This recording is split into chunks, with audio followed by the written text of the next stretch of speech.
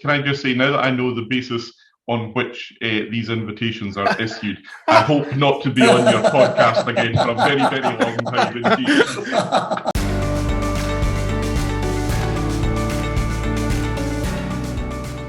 So what happens next in Northern Ireland?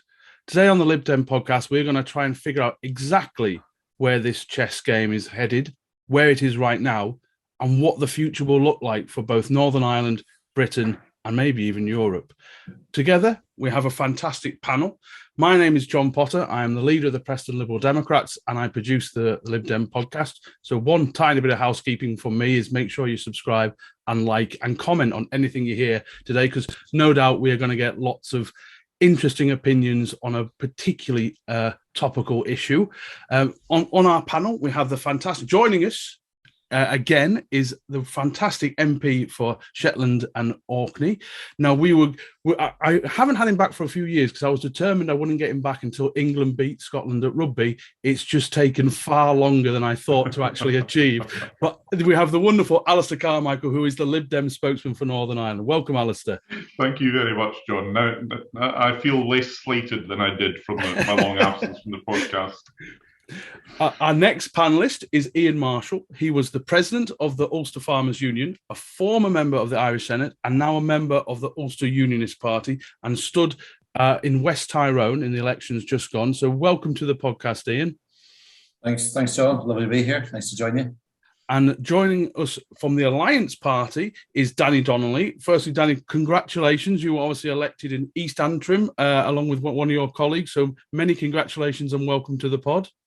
Thanks very much, John. I'm very glad to be here. And our final panelist is one of our regulars, David McKenzie, who is going to probably be the main host of this episode, and he's going to lead our discussions. But David, Northern Irish politics is very difficult to summarise even on a quiet day, and this isn't a quiet day. But do you want to give us a little bit of a summary of where we are at the moment? Yeah, of course, John, and thanks for having me on, and thanks everybody for taking the time to be with us today. So, for the majority of our listeners who probably don't take an active day-to-day interest in the politics of Northern Ireland, obviously we have just had the recent Assembly elections where we have seen probably a monumental change in terms of Michelle O'Neill is now the presumptive First Minister-elect for the Northern Ireland Assembly. We've obviously seen the DUP, who have predominantly been the largest party for over the past couple of decades, have reduced in number. The Alliance Party has made major gains in this election, probably out of all the parties that stood have done the best and have picked up quite a number of seats, which obviously maybe says a lot about how politics in Northern Ireland are maybe changing. And as well, we've seen probably quite a bit of split between the unionist parties, and I'd like to obviously caveat that with the DUP, the UUP and the TUV, although are all designated as unionist parties, all have very, very different views on the future of Northern Ireland, which I'm sure Ian and I will probably discuss at length about how the UUP and the DUP differ.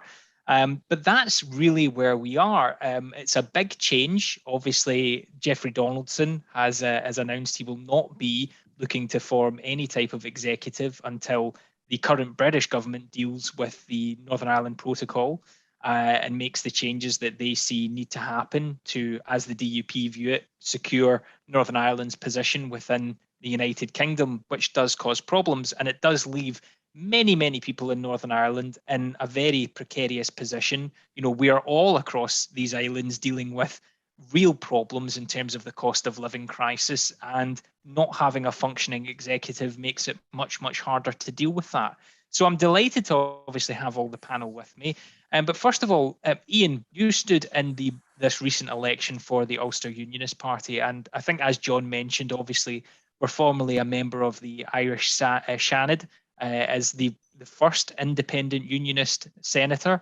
Leo Varadkar obviously invited you to join, and you've worked across borders in both Ireland and Northern Ireland. But we've seen, obviously, that the unionist parties this time around haven't performed as well. It'd just be interesting to get some of your thoughts on really what the background is behind that. Obviously, your leader, Doug Beattie, stood on what many would class as a more progressive unionist position. And why do you think maybe that hasn't pulled through this time? Yeah, thanks, Stephen. Well, I think it's quite interesting because when we look at, I think we first of all need to step back and look at the total numbers. So that when we look at the total numbers polled, actually the unionist electorate, the unionist vote did actually come out this time. So that's and still there's a very, very slim unionist majority in Northern Ireland. However, that being said, what we witnessed with the last elections primarily was the situation where, because of difference of opinion regarding specifically, I suppose, the protocol, there are very different positions within unionism.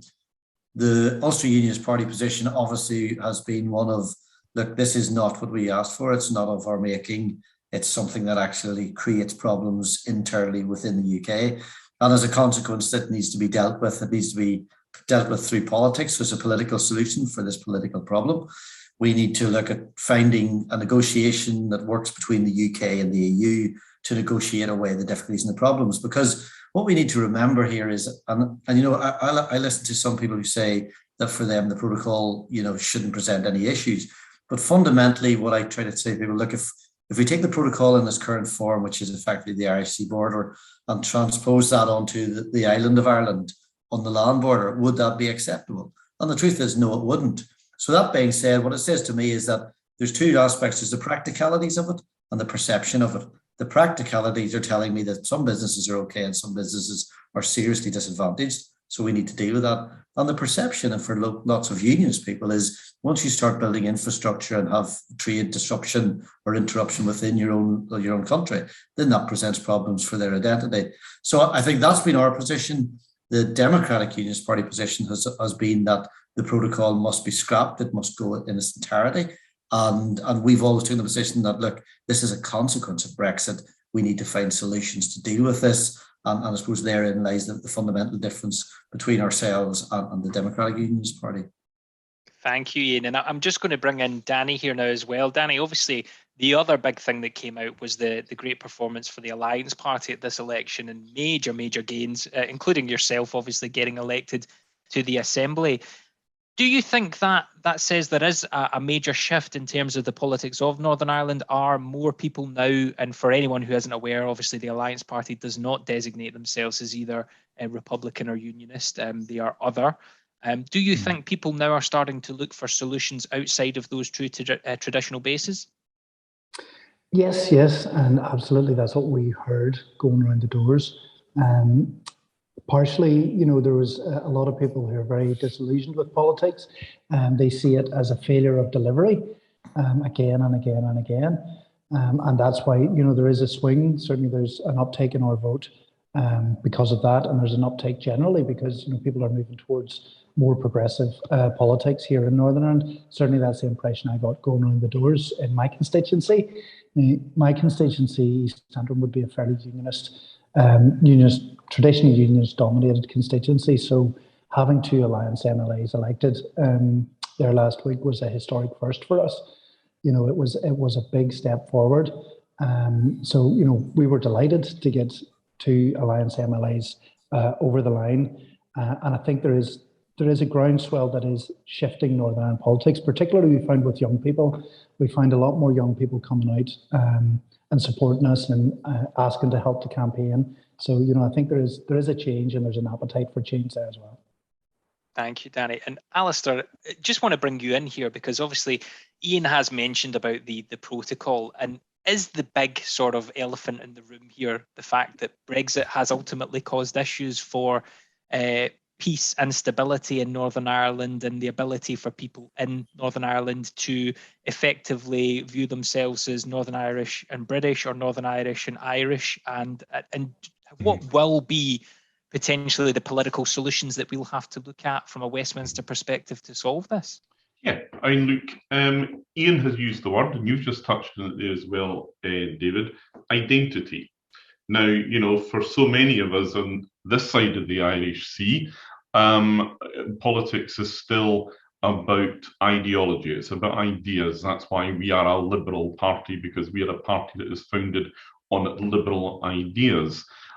We have, as you well know, elements of identity politics now, especially in Scotland and Wales, as a feature of our politics, but also, let's not ignore it, Brexit was an exercise in identity politics. It was about asserting a predominantly English, possibly British political identity, which felt that it didn't want to share its sovereignty with other countries in Europe. And so, yes, you're right. What we are dealing with now is a consequence of Brexit, but more specifically than that, it is a consequence of the determination of Boris Johnson and his government to pursue the hardest possible Brexit. Now, Theresa May, to her credit, as a conservative and unionist in the conventional sense, understood that Brexit was going to bring problems for the relationship between Northern Ireland and Great Britain on the one hand, and Northern Ireland and the South on the other. And she came up with the backstop. And the backstop was, you will remember, that we would remain part of the customs union. That was not acceptable to Boris Johnson. And incidentally, it was not acceptable to the DUP at the time either. And as a consequence, we came out of the customs union. And once you did that, you either had to have, as Ian said, a border down the Irish Sea or a border between the North and the South. So what we have is a consequence of Brexit, but it is also a consequence of a determined political choice by the Conservatives in Westminster. And it's in some ways what you're seeing now is chickens coming home to roost. You know, Boris Johnson is famous. Well, of course, he's famous for cake in different ways these days, but he used to be famous for wanting to have his cake and eat it. So, you know, he's finding now that having eaten his cake, he can't actually have it, because he has actually authored a situation which, for any unionist in the conventional sense of the term, and language caveats here, unionist, although I am somebody who is passionate about retaining the constitutional integrity of the United Kingdom, I would not normally, with all due respect to Ian, call myself a unionist, but Boris Johnson does and has done, and he sacrificed that. He sacrificed these unionist credentials to pursue an English nationalist agenda in Brexit, and now we're all having to pick up the pieces as a consequence. Hello, John from the Lib Dem Podcast here. We are delighted to say that this episode is sponsored by Praetor Rains. Now more than ever, you need a professional-looking online presence and website. Praetor Rains have been helping Liberal Democrat campaigns succeed for 18 years. Their Lib Dem Foci package combines a website, social media and email system to help Lib Dems win. You'll receive great support from real people, fair pricing and a huge range of features to choose from. Praetor Rains are already the bespoke developers for Lighthouse, LibDem Draw Online and the LD Directory. They combine a talented system design with an unrivaled understanding of our party, our data and our systems. To find out more, check out the Praetor Rains website at praetorrains.co.uk/liberal-democrats. And I think, you know, in the past coming days, and I'll just come back to you again quickly, Alistair, before opening this up. It's been reported in the news that the ERG, the European Research Group within the Conservative Party, are now talking about taking steps to perhaps put the Act of Union as first and foremost before any protocol or agreement with the wider customs union and the wider Europe. That certainly causes some severe problems. And do we need to take a step back in terms of, you know, from Boris Johnson's perspective, not being led by his backbenchers and really taking time to think about this? Yeah, I mean, Luke, that is that's the Conservatives' big back to playing King Canute.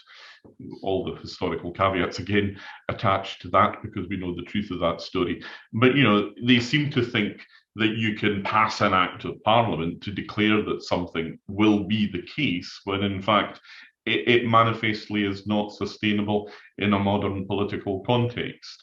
The truth of the matter is, and you saw this from the morning after the Scottish independence referendum in 2014, when David Cameron came out onto the steps of Downing Street And instead of talking about what a great occasion it was because the United Kingdom family of nations had decided to stay together, he thought it was more important to come out and start talking about English votes for English laws.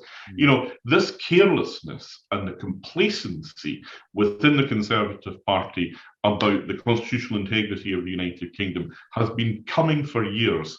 Since Owen Paterson, as Shadow Secretary of State for Northern Ireland, decided to abandon the bipartisan approach that had characterised the time following the Good Friday Agreement, they have been playing fast and loose with it, and this is what it has now brought us to. Thank you, Alistair.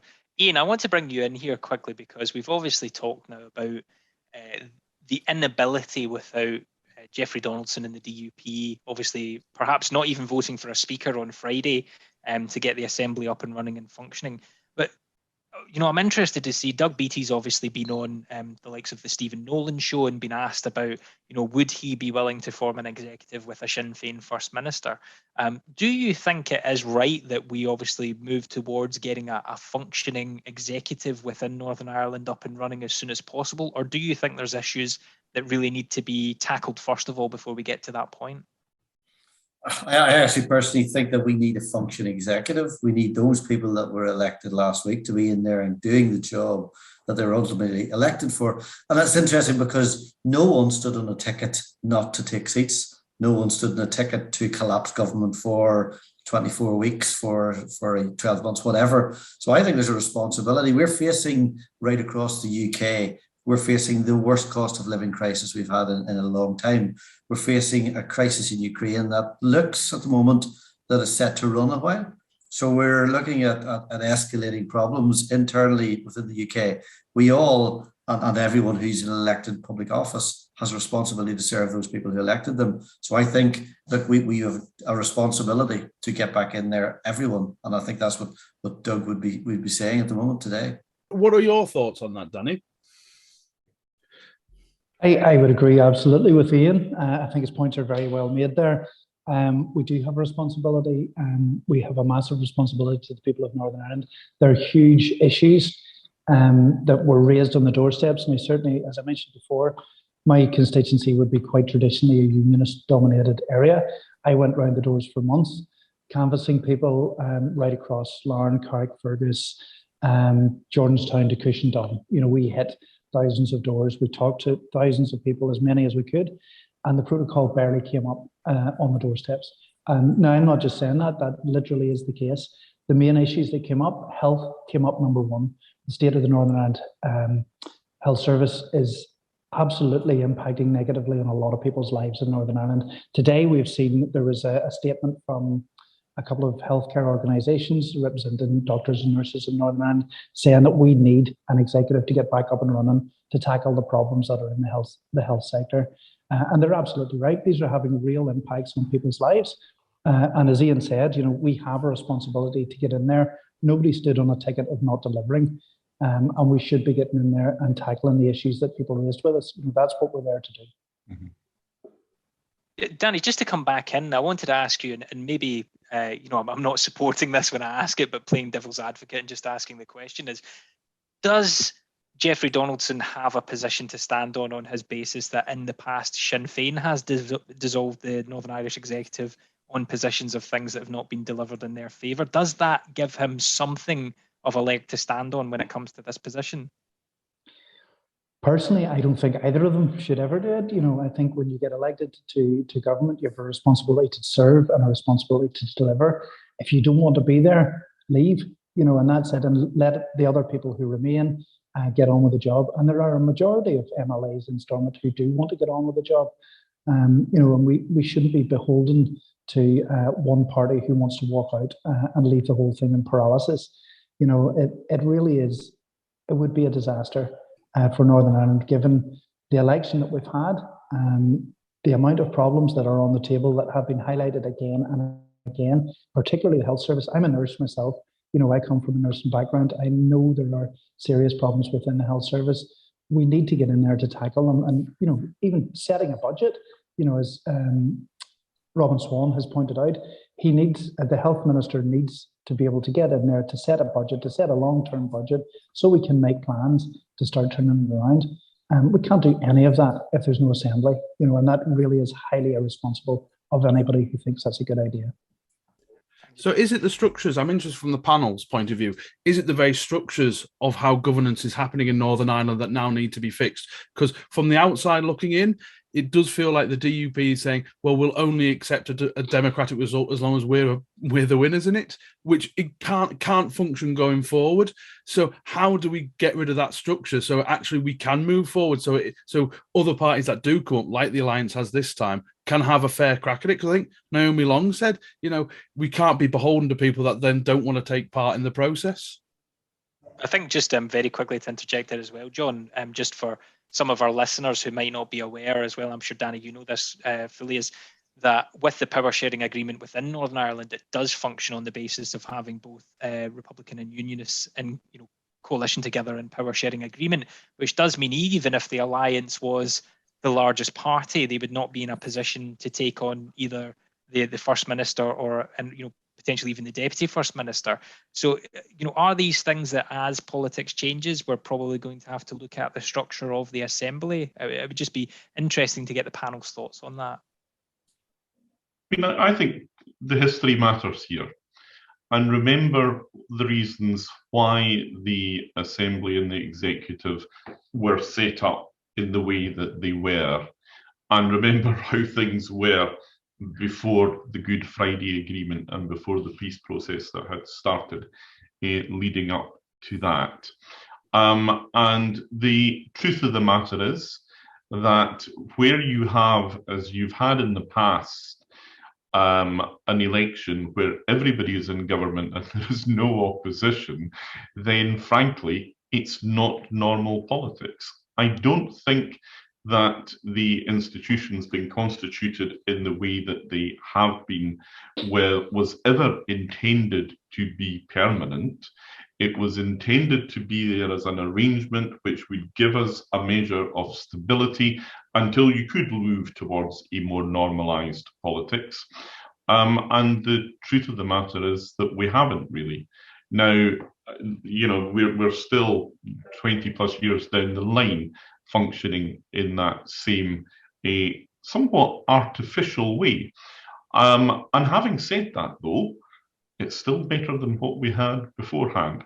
Now, as somebody who grew up as an observer of Northern Ireland politics, because, as you know, I was born and brought up in Islay, and all our television came from Northern Ireland. So I was brought up and seen around 6 and Dennis Murray and all the rest of it. I've watched this progression over the years. And one of the other ways in which I think Northern Ireland politics does or has not always conformed to the expectations of what we would know on mainland United Kingdom is that very often the impetus for change is driven by the people rather than the political parties. The DUP in particular have made a career, they have built their whole political success on the basis of not compromising, allowing other people to do the heavy lifting and then just moving in and taking advantage of it. So, where do we see the positives coming from all this? I hesitate to predict, and I don't think I would even predict this, but one of the possible positives might be that the DUP finally have to step up to the plate and take responsibility for their political decisions and not just leave other people to do the heavy lifting. They will do that if there is a popular imperative, if the people themselves demand it. And, again, as an identity-based party, they have always been driven by what was necessary to get the maximum political support. That's why they're there today. And Ian's party, which was the dominant party in unionist politics all through my formative years and my early years in the House of Commons, when I served with David Trimble and Sylvia Herman when she was in the UP. That's how they were supplanted. Ian, I'll bring you in on this as well. Have you got any thoughts? Yeah, I think it's important to note that it's not normal politics in Northern Ireland. It is slightly different. And I think that we also have to acknowledge and recognise that we're in a fundamentally different place than we were 24 years ago when the signing of the Good Friday Agreement. I think that when we look at what has happened last week, and we look at, Doug Beattie did say when he took over the party, remember, he's a leader who's only been in the job less than a year. So he hasn't actually had a long time to make radical changes. But that being said, we've lost a seat. The SDLP, interestingly, have lost 1/3 of their seats. So they've lost 4 seats in this election. And I think what we've witnessed last week was a reaction by nationalist population who said, you know what? We can have a nationalist first minister, and we should, by rights, as a democratic right, have a nationalist first minister, if that's the will of the people. What I think's really interesting about this conversation, there's been lots of conversation that I've watched and lots of media reporting, especially through the GB press, that has said, wow, this is a monumental change in Northern Ireland. This is Sinn Féin as the largest party. Actually, I would say, hold on, stop. No, it's not, because we've had joint first ministers for a considerable time. We've had the UP and Sinn Féin in office. For those people that think this is a huge difference, I'd ask this begs a question. The union hasn't changed today from last week. The union is no more at risk today than it was last week. Irish unity is no more a possibility today than it was last week. So fundamentally, there's nothing changed. We've changed the people and the personalities in there. We've changed the demographics in some of the parties. But fundamentally, we've still got the blocks of 40 unionists, 40% unionist, 40% nationalist, and 20% in the middle. Nothing has changed. So I think that it'll be interesting to see. I hope we get an executive functioning again. I hope we get it up and running. And people like Danny and his peers that are in there have an opportunity to say, okay, we can make a difference. I have a genuine fear that we'll end up in the same place that we always end up. But let's see, and I hope to goodness that doesn't happen, because we owe it to the people. I look at my children who are in their 20s, who don't remember the Troubles, who look at the Troubles as being history and something they read about in books or they see on the movie screen. For them, this is about healthcare, it's about housing, it's about opportunity, it's about careers. So we have a responsibility to do that. So I think we've done a lot of conversation over the last week about this seismic shift. And actually it hasn't, because fundamentally it should be business as usual. But I think it's, the interesting conversation about the protocol, and I don't want to obsess about this because I didn't hear it in the doors. But what I would like to say about the protocol is it's a bit like saying if you've got headache and toothache, that one's worse than the other. Just because you've got a headache and a toothache doesn't make the headache go away, or doesn't make the toothache less sore. So, we've got the protocol. We've all a responsibility to deal with this. And we all have a responsibility to deliver on this stuff. So by saying we've got a cost of living crisis doesn't actually take the fact away that we've got an issue with the protocol that we have a responsibility to deal with. I'm curious because, again, from an outside point of view, I'm not sure how the protocol gets resolved other than a new customs union across the whole of the UK, which is obviously something I would support as a Liberal Democrat anyway. But then, what's the end game for it? How do we get past the protocol? Because it was interesting watching Newsnight just last night saying actually Northern Irish economy has benefited more than the rest of the UK economy from being within the protocol. And actually, although there are trade issues between Britain and the Northern Ireland, the actual Northern Irish economy is doing slightly better on average. So what's the end game? How do we deal with it?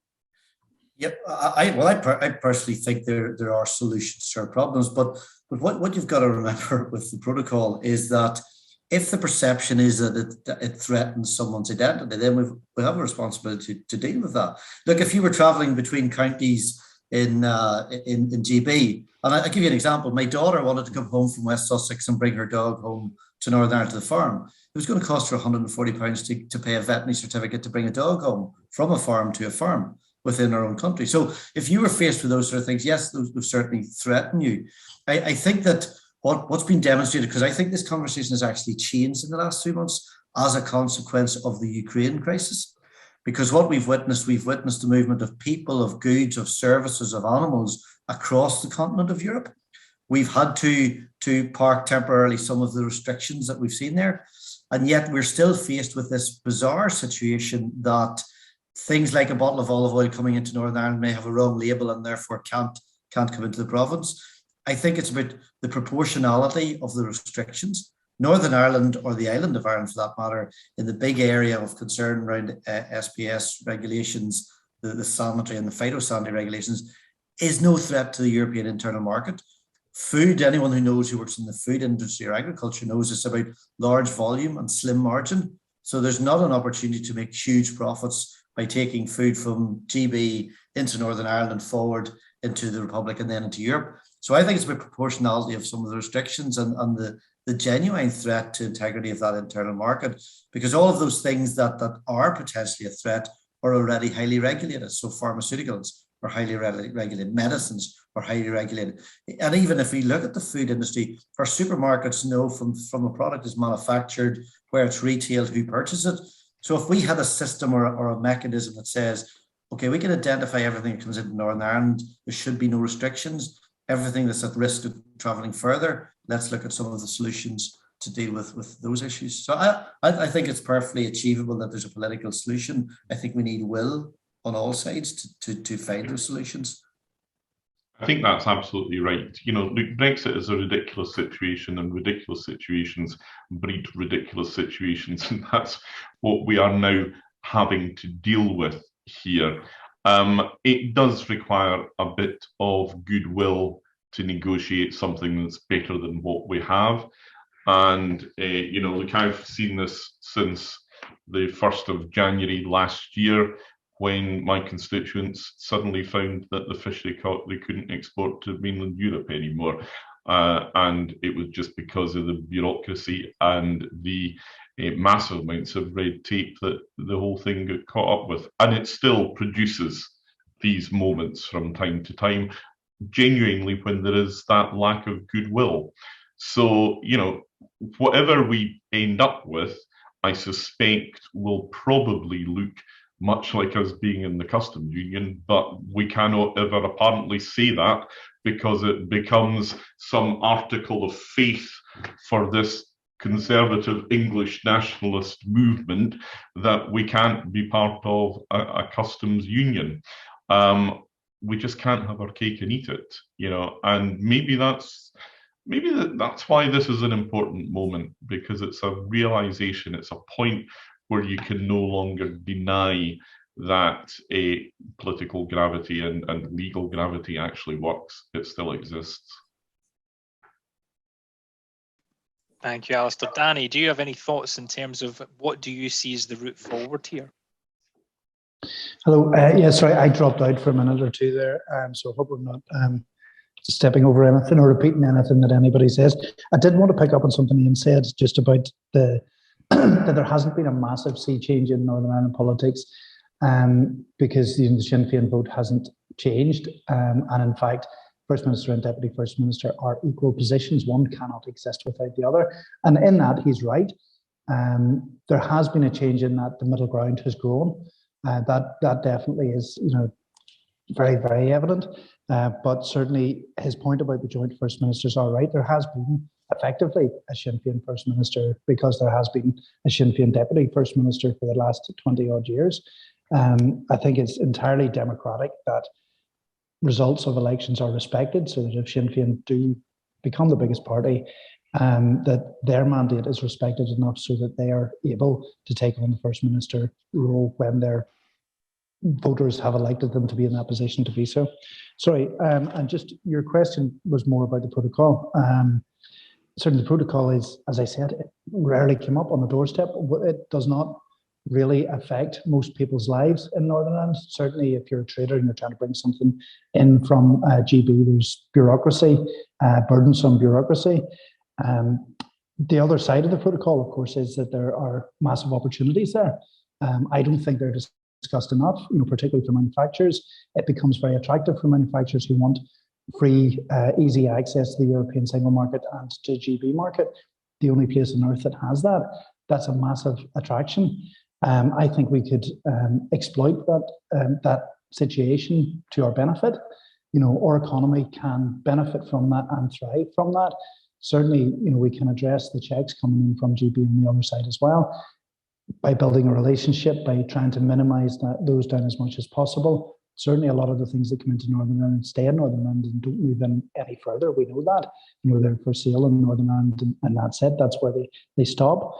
But certainly we should be trying to minimise those checks as much as we can, and that's about building a relationship between the UK and the EU and Northern Ireland. And we can do that. That can be done, and certainly we would be very, very keen that it would be. There have always has been checks, by the way. There were checks in my constituency at Lauren Harbour, where animals were checked on the way in from GB. So checks are nothing new. Yes, the volume of checks and the volume of things that are being checked certainly has gone up, but there have been checks at Northern Ireland ports before. That's particularly not a new thing. Identity being identified as the importance that it has, it is. People's identity is very important, but nobody is less British than they were, a couple of weeks ago or before the protocol or before Brexit. Nobody is more Irish or less Irish. Identity is something that is part of the Good Friday Agreement. But could I just say, Danny, on that, because I think it's quite an interesting point. Because I had a conversation the other evening about solutions to protocol issues and about risk to the internal market, and I suggested that possibly we could do some checks at the Dublin ports or Osler before stuff exited the island to go to the continental Europe. That was really interesting, because the retort I got was, what? How could you do that? That would separate Ireland from our continental neighbours and our European counterparts. That would threaten our identity as European. And I thought it was really interesting, because therein lay a threat to the Europeanness of Irish people, whereas at the other end of the country, it was no threat to the Britishness of Northern Irish Unionists. I thought, well, it's an interesting one. It's a hard one for me to reconcile, but I think it kind of highlights the sensitivities around this that we all need to work to get a resolution. It highlights exactly where nationalist politics take you, and this is a small n nationalist context here, because the whole point about nationalism is that it forces people to choose their identity, and that you can't have multiple identities. Now, as a Liberal, I'm quite comfortable having lots of identities. I was brought up in the West Highlands, so I consider myself to be a Highlander. I am Scottish, I am British, I am still European, even though my country is not part of the European Union. When I go to America, people will say to me, well, you would think that, you're European. So, that's how they see us. And things like, I'm so glad that Danny said that there have always been checks, because this was going through my mind too. 40-something years ago, when my father was buying in cattle from Northern Ireland, they may even have come from Ian's farm, I don't know. You could only bring them in if they had been tested and were accredited as being free of TB. Even today, if you want to take cattle into Orkney, then you have to show, because we have a scheme for eradication of bovine viral diarrhea, that your cattle are free of that. But nobody thinks that's an identity. You see, that's just that's a sensible precaution for good animal husbandry. Checks have a significance if politicians and communities give them a significance. It's a political choice, yet again, I'm afraid. Just to pick up on this, right, because we're obviously, look, it's hard to get away from this identity issue. And that's, and Alistair, even you and I have probably witnessed this now in Scotland, and how our politics has changed and forcing people into boxes of where they have to choose. But, I think the fundamental thing we probably all agree on here is that the Good Friday Agreement ultimately allowed people to have that multiple identity choice, and it didn't force people to have to choose. And ultimately, what we've seen in the past, since 2016, is that, on all fronts, people have felt that there is risks to their identity and risks to perhaps how they choose to identify themselves. And is that something, Danny, we maybe do need to recognise? And I kind of regularly listen to, probably not the best place to listen to, but I regularly listen to the Stephen Nolan show to understand kind of what's going on in Northern Ireland and what people on the ground think. And Ian's shaking his head there, so it probably isn't the best thing to listen to. But, what I predominantly am hearing is there are people from a unionist background who feel that the border in the Irish Sea does threaten their identity. And do we need to in some way recognise that to then move on to what's the political solution to solve it? Yeah, no, absolutely. Identity is key to understanding Northern Ireland politics. I don't know, I would listen to the Stephen Nolan show to get a fair view of things. But it is very, very important. Identity is a very personal thing, and it's perceived very differently. You're right about the Good Friday Agreement. You know, it's the birthright of everybody born in Northern Ireland to be Irish, British, or both. You know, that is something that is set up in the Good Friday Agreement. I don't think that it changes anybody's Britishness or Irishness having that, but I'm not strongly identifying with either of those two particular options. So there are people who do feel their identity may be under threat, particularly following the election. Now, the election campaign meant that the DUP were under attack from the TUV, and they had to tack right. So really their campaign was being led by people like Jim Alistair and others who would be on the extreme fringes of unionism. And they really were set up. And these people are anti-Good Friday Agreement. They are anti-peace agreement people. Their whole political existence is because they're against the Good Friday Agreement. The campaign was basically set up to try and stop a Sinn Féin First Minister and to scare people that a border poll was going to happen if Sinn Féin became First Minister. And as Ian pointed out, you know, that's not going to happen. You know, that a border poll hasn't been advanced. And I don't see it being advanced at any point because of this. It was deliberately ramping up tensions to try and get votes. You know, that's all it was. In Northern Ireland, personally, I think that's highly irresponsible and potentially dangerous. You know, tensions get ramped up, and then sometimes things happen. Things get out of control, and you know, we see things happening that none of us would like to see. But certainly, you know, you're right about identity being very much key to Northern Ireland politics. We do appreciate that, yes, some people do have different perceptions on that, and certainly they may feel because of the existence of the Irish Sea border that their identity has somehow changed. The Constitution of Northern Ireland hasn't changed. We're still part of the UK. You know, we remain as much part of the UK as we were a couple of weeks ago or even before Brexit. You know, that's where we are, and that's where we'll be until if a border poll at some point is called and the people of Northern Ireland decide to become part of United Ireland. And it's only the people of Northern Ireland that can make that decision. Now, it's not political parties and it's not anybody else. We have to have, it's in the Good Friday Agreement that we have to have a referendum if the Secretary of State thinks there's enough support for a United Ireland within Northern Ireland at the minute. So the people of Northern Ireland will decide the constitutional arrangement of Northern Ireland, and that's incredibly, absolutely fundamentally right for us. But we have a million other things going on at the minute. There are so many problems that are raised on the doorsteps. Our health service is falling apart. It needs urgent attention right now. The state of Northern Ireland politics is really, really depressing and disengaging a lot of people.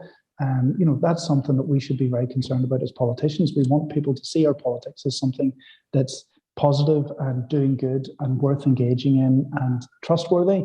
It's not, you know, it absolutely is not. The cost of living the same as the rest of the UK, you know, people are suffering out there. It's heat or eat, you know, and sometimes it's neither. You know, we really have to get together and work to see what we can do to help improve people's lives right across Northern Ireland. We have a responsibility to do that.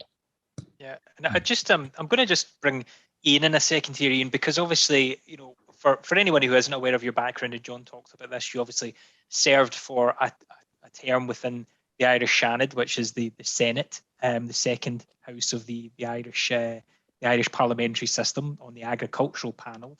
And you obviously were nominated across the board by, you also had Sinn Féin's backing to take on that seat. And obviously you've done a lot from your perspective as a unionist to work across party lines to try and improve things, or at least have a voice that's included in that conversation.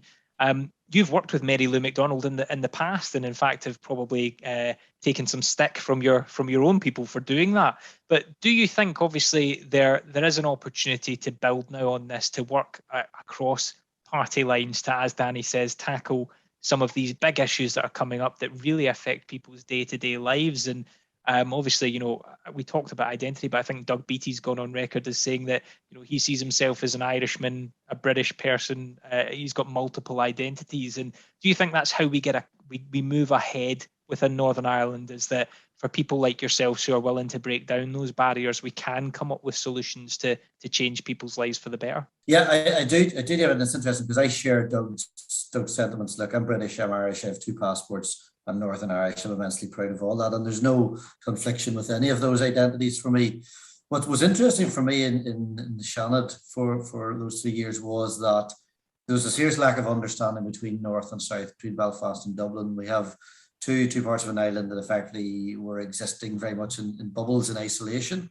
There was a lot we have to do to get learning and understanding and better understanding between North and South. But the problem I always saw that this conversation is being presented as it's North-South versus East-West. And I think that's not helpful, because I think what this conversation is about a triangulation between Belfast, Dublin and London. We've got the UK with over 6 million people in it describing themselves as Irish or of Irish descent. We've got businesses, we've got families, we've got academia, we've got media, culture, music, everything that migrates and permeates across and between 2 islands.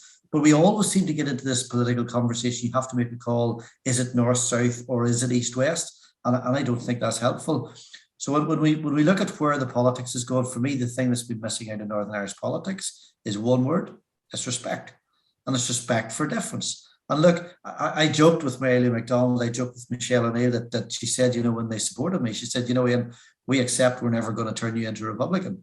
And I said, well, look, Mary Lou, I accept that I'm never going to turn you into a unionist. And that was how it was. There was no secret about that. So I can respect her politics. I understand her politics. That doesn't mean I have to agree with her politics. But I think we've been missing this element of respect. And I always go back to, my favorite book is the To Kill a Mockingbird, the Harper Lee novel. And the Atticus Finch line in it where he says, to understand someone, you've got to get inside their skin and walk around in it. And therein lies our problem. We've got to understand the other and respect the other.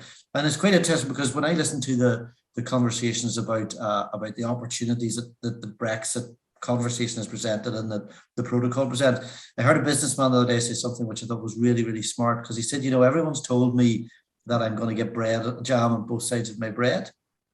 What I've actually got is a sticky mess. And I thought, yeah, you know what, that kind of sums up where we are at the moment. But let's hope we can move through that. But look, this is going to be about building relationships north, south, east and west, because we can't build one to the detriment of the other. And it's interesting because some of the figures we've heard bandied about the improvement and increase in trade, and there was a Dublin TD that put out a figure a few months ago in the Irish News that he said that north-south trade had increased 78%. What that wasn't additional trade and productivity. That was a pivoting of supply chains. Supply chains that were disrupted east-west pivoted to source raw material from the south or from Europe. So that was a kind of a distortion of the truth. And I think that's what some of the sensitivity has been, that people have felt, well, we run a business, we've had to change our supply chain. We'd have preferred not to, because we had good partners in the UK, but we run a business, and first and foremost, we have to get the books to balance. So I think you need to be careful. We need to look at everything, take all the information on board, accept and identify those sensitivities. And if we go back to something I said at the start, if we took the current arrangements and put them on at Newry, those arrangements that don't threaten a unionist identity or don't create much trade disruption, if they were on the land border, everyone would be saying, whoa, we can't, because that contravenes a Good Friday Agreement. So I think we need to be, it's between fair and equitable, and sometimes frustration within unionism and loyalism comes that if you're complaining and people aren't listening, well then that's very, very frustrating. So if they feel that people aren't listening or don't take those concerns seriously, then that creates some issues. I want to kind of come in here as we start to round up this episode, and Danny, I do know you've got to go soon, so I'll come to you first. Is we're talking about that relationship and that respect relationship. Now, how does that feel at the moment between the people of Northern Ireland and the UK government? Because how has that been damaged by the process? We all know, the DUP was very vocal about its sense of betrayal by the Johnson government. The whole idea of, not forgetting that the Northern Irish people didn't vote for Brexit, and yet now seems to be this huge issue that's dominating it, or seems to be dominating it. So, Danny, what is that relationship going to be like between Northern Ireland and the UK government, and can that be repaired? I don't know. It would depend on the UK government and how the UK government treats Northern Ireland and its political representatives.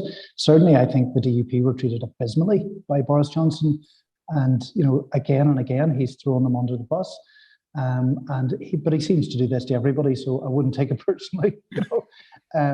He is he appears to be an unbelievably untrustworthy politician. Anything he says, really, you really have to discount, which I find amazing, but shocking as well. As a political leader, it is absolutely shocking. Certainly with going forward, Ian's right, we do have to build relationships, and that's how you progress. You sit down and you work with other people who you might not agree with, and you accept that you're never going to bring them into your camp and they won't bring you, but you can work together to solve problems. And that's what politics is about. Politics is about improving people's lives. And if we're not doing that, what's the point, really? Ian, do you want to come on into this? Yeah, no, look, I agree completely that we all have a responsibility, and we need to.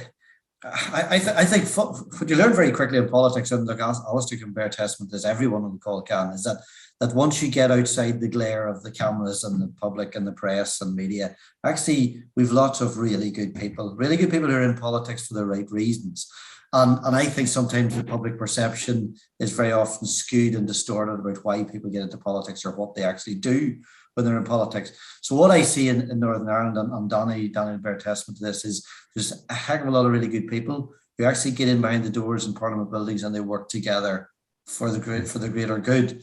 And I think, when we look at sometimes how it's reported through the press and the media, good functioning government and good functioning politics doesn't really make headlines. It's actually very boring, because it's about delivering, it's about distribution of money, it's about providing services, it's about keeping your head down and grafting. It doesn't really sell papers. So the thing we've got to do is focus on, look, we've got a lot of good people in there who, if they're given the latitude, can make sensible, pragmatic decisions. I fundamentally think we have a real inherent problem in politics, that this cycle of election to election.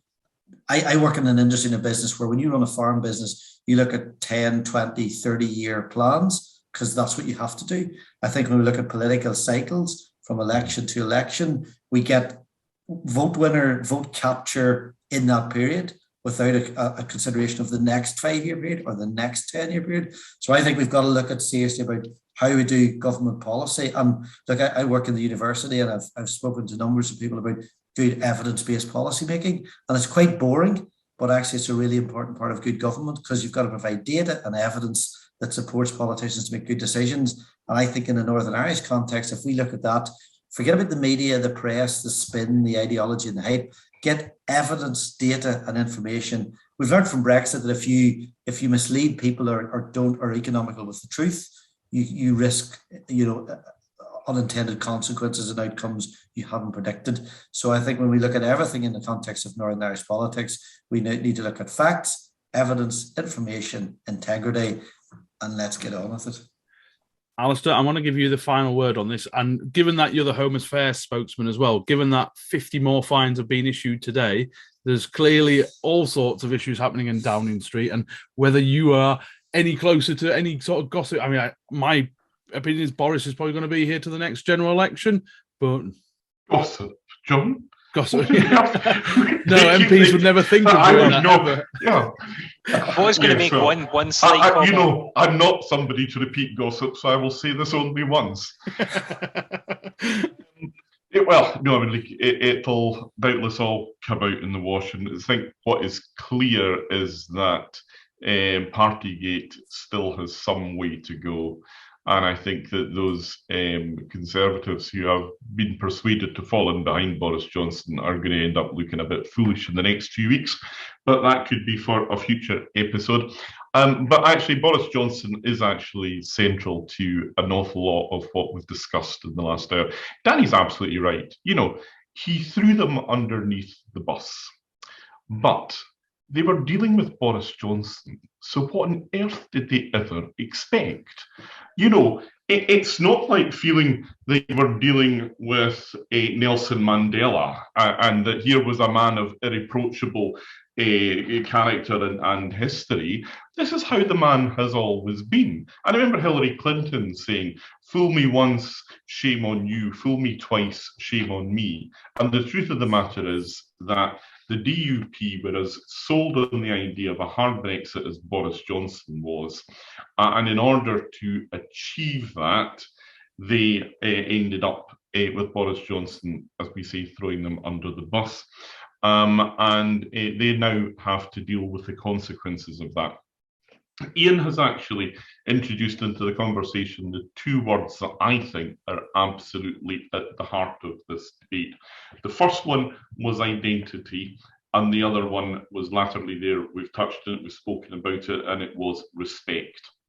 Now, the truth of the matter is that if you have a politics that insists that somebody else must take on you must take on their identity, then you will never have that respect in politics, because respect can only be born out of us accepting that we have different identities and that, you know, we should all be comfortable existing with them. And there are moments, John, as you know, when identity matters on the rugby field, for example. But when you bring identity into politics, it becomes really, really difficult. Because if we have a conversation about ideas, you might persuade me that some of the things I believe are right, and I might persuade you that some of the things you believe need to change. That's how politics is supposed to function. That's why politics should always be ideological. Once you make your politics about your identity, nothing is ever going to change. Because whatever you might persuade me about foreign policy or economics or transport or health or education or whatever else, you will never persuade me to be anything other than what I am. So, you know, if there is a lesson for your listeners in mainland Britain from all this, it is that we have to keep our politics ideological. Yes, it should always be respectful, but that the danger comes from allowing politics to cease being about ideas and it has to be about identity. And, you know, that is a real point for us all on this side of the Irish Sea, because Brexit should never become, for our side of the argument, an identity issue. Otherwise, we will never actually find a way of bringing our people back together. I was a passionate and remain a passionate advocate for internationalism and countries working together in the European Union, but that's because I'm a liberal and an internationalist. It's not because I think there is something so particularly wonderful about that blue flag with the yellow stars on it. You know, if I could change one thing about politics, it is I think I would wipe flags off the face of politics. They bring nothing but division and heartache. Thank you, Alistair. And look, that brings us to the end of today's episode. And I think I just wanted to finish on something Ian and I have actually talked about at length before, and that's the fact that from a Northern Ireland perspective, I always look to the great Seamus Mallon, whose book was titled Shared Island. And that ultimately is what we're looking at here for Northern Ireland going forward, is the idea of a shared island. And I just want to say thank you, obviously, Alistair, to your contributions and making the time, but also to Ian and Danny for taking the time out from what I'm sure is probably a recovery week, but still busy after the elections in Northern Ireland, and giving us your insights into, you know, the perspective views that you both have, and we do appreciate it. And hopefully it informs our listeners a bit more about what's going on in the ground there in Northern Ireland. So I thank you both for your time and appreciate it, and thanks for joining us.